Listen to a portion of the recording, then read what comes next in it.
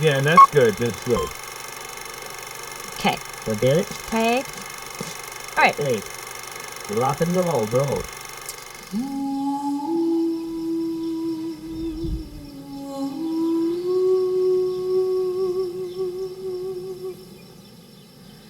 The idea that I started with Solace in the Silo really started about 7 years ago on a long drive that I had from Minneapolis to my family farm in North Dakota. And something happened. I don't know. I was feeling down about something. I think I broke up with a guy or something. And I was making that long drive and thinking that the farm has always been a point of solace for me. It's always been a point of recollecting myself, just bringing myself back to a humble place, a simpler place, and just restoring myself and thanking that I had that kind of place to go to, and wishing that other people, knowing that other people don't always have that sacred and safe place to go to, wishing that for other people.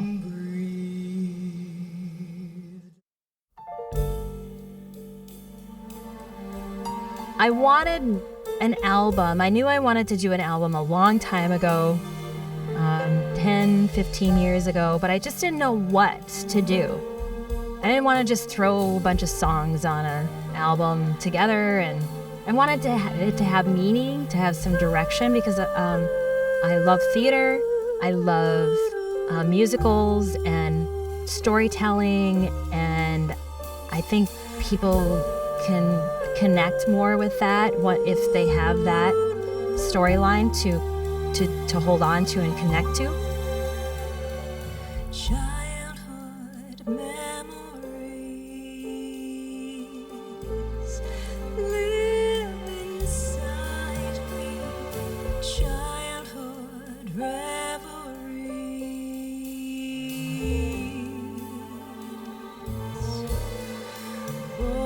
Once I had that questioned to me from another musician, actually. What makes you unique? What makes your music and your style of your performance unique and interesting to other people?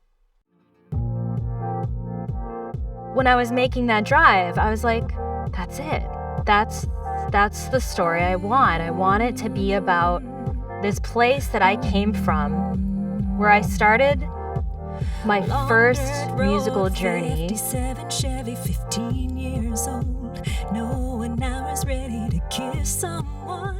It was about starting there at that place and growing. Then, then the next step was getting on some hay bales and singing to a crowd of Holstein cows. And cows actually love music. They love singing, and I would spend hours in our pasture and sing to them. And then, just going and working in schools and going to music camps, and knowing that along the way I just wanted to sing and be a musician and make music and make stories. I also knew that, I knew I loved all of that combination together. Waiting for that moment the planks would pitch, trains rolling under, we'd make a wish, never to grow older. Once I knew, about 7 years ago, I wanted to make that album, I started saving. I wanted to do things on my time, on my terms, and so I knew that I had to come up with that money myself.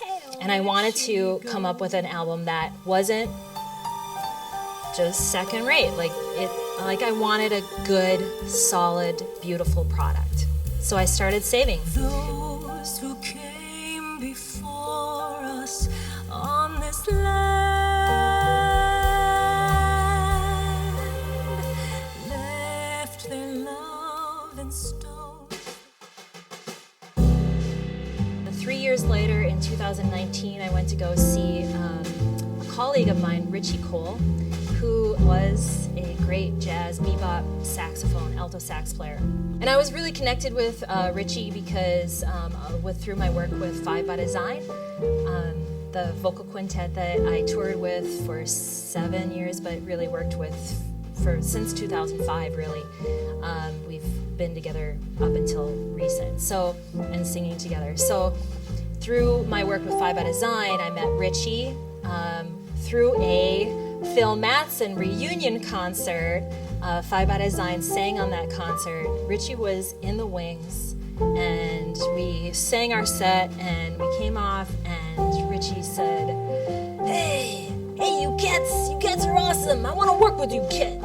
I mean, he's played with all these amazing people, and we're like, you want to work with us? Like, oh yeah. Through that relationship, forged a great friendship. Richie, to me, as soon as I met Richie, was like, he just has this warmth about him, and I feel like I met him lifetimes ago. This looks familiar, vaguely familiar, almost unreal yet.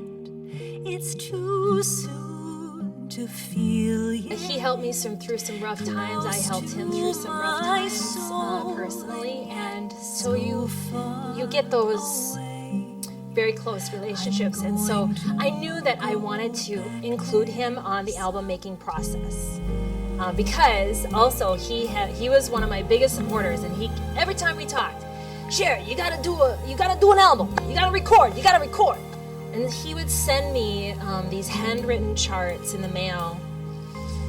So cool.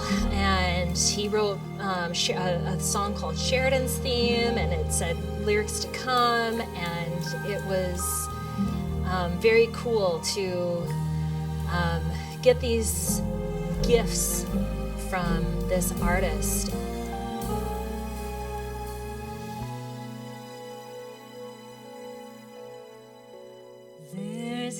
Richie passed away on a Saturday morning, and immediately I was devastated, packed up everything, went back to our farm, and that just solidified the theme of the album for me, because again, just going through something that was very heartbreaking, I wanted to go back to a safe place, a quiet place, where I felt like I just could re-energize. I'm going to go back there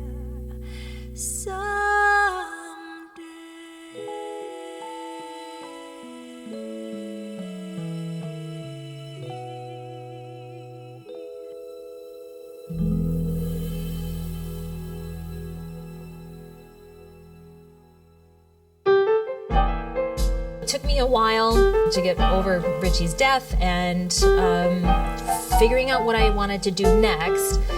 And unfortunately, we lost another great in our Twin Cities jazz scene. They had a celebration of life for Debbie, and of course I attended that. And there was this person named Adi Ashaya that came on, and I learned that he was one of the main musicians that she worked with, and her albums were produced by him and orchestrated, and I love Debbie's work. I had a lot of her albums. When I saw Adi and I heard him talk and knew the backstory and already knew his work through Debbie, I said, that's the guy. That's who I need. I wrote Adi an email and I said, here's what I have so far, and I need a producer. I need someone who knows what they're doing, because I kind of know, but I don't. And what do you think? And you called me like 15 minutes after I sent that email, and you said, I'm interested. Who's the first person, if I would ask for the moon, who would I choose? And you were there. You're on the track for this way.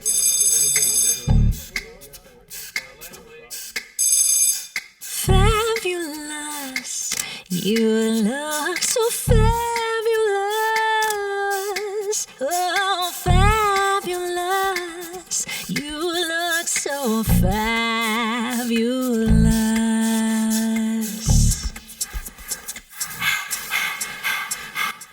Yeah, I was proven wrong once again. I usually, when I'm brought to a project, I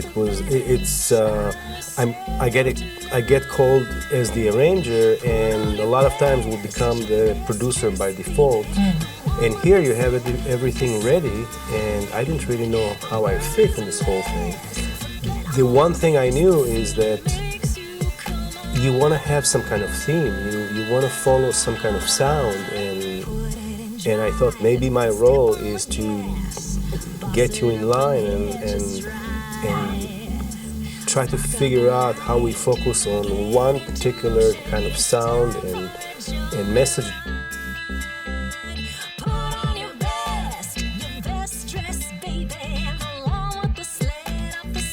Because you raised that flag, it made me think about the process and the idea behind it so that it would have more clarity. Do you know that I really got the idea of this album only when I went to see the release concert? What? Yeah. I mean, I finally said, oh, okay, now I get it.